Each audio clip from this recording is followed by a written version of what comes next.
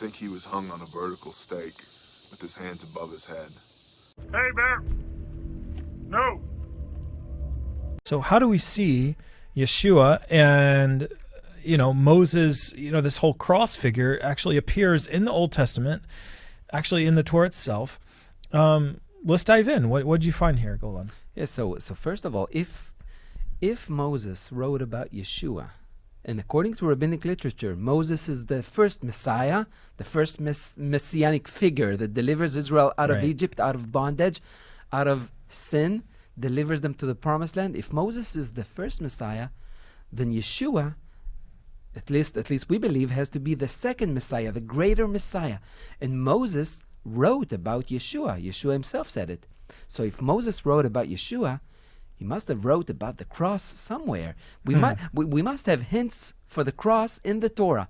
And we want to just dive in without further ado. Yeah. And if you can read from Exodus 17, and we have a battle between Israel. Actually, it's the first battle they have, the first war they have. Joshua is fighting, and Moses is doing something really peculiar up on the mountain. Yeah, so Exodus 17, it says, Now Amalek came and fought with Israel in Rephidim. And Moses said to Joshua, Choose us some men to go out and fight with Amalek. Tomorrow I will stand on top of the hill with the rod of God in my hand. So Joshua did as Moses said to him and fought with Amalek. And Moses, Aaron, and Hur went up to the top of the hill. And so it was when Moses held up his hand that Israel prevailed. And when he let his hand down, Amalek prevailed. Yes, and continue just a little bit. What happened then? So then something happened to Moses. But Moses' hands became heavy. So they took a stone and put it under him, and he sat on it. And Aaron and Hur supported his hands, one on one side and one on the other. And his hands were steady until the going down of the sun. So Joshua defeated Amalek and his people with the edge of the sword. In verse 14, the last one, verse 14. So then the Lord said to Moses, Write this for a memorial in the book and recount it in the hearing of Joshua, that I will utterly blot out the remembrance of Amalek from under heaven.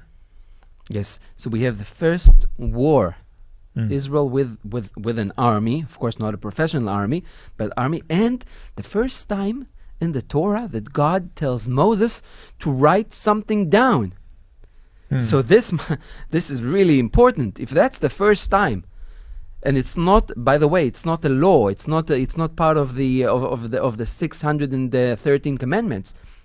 But he's telling him to write this episode down. First time that God commands Moses to write. So it must be crucial. Now, can you imagine that war? Joshua is going to war, and Moses is up on the mountain with his hands on a hill, with his hands stretched. And when the soldiers and Joshua look up to see that figure, what do they see from a distance? They see something that resembles something? A cross. A cross. And basically, like when you would be crucified, it wouldn't be like you'd be just straight like this. I mean, you're hanging by it. So exactly. That's kind of, it's that same looking posture. And there's two people on each side of holding Moses. His arms up. There's two people surrounding this crucifixion symbol. But something really interesting that got lost in the translations. If you can read the end of verse 12 again, because Aaron and Hur took his hands and they helped him, they support him. So the end of verse 12, it says his hands were something supported until the sun came. Yeah.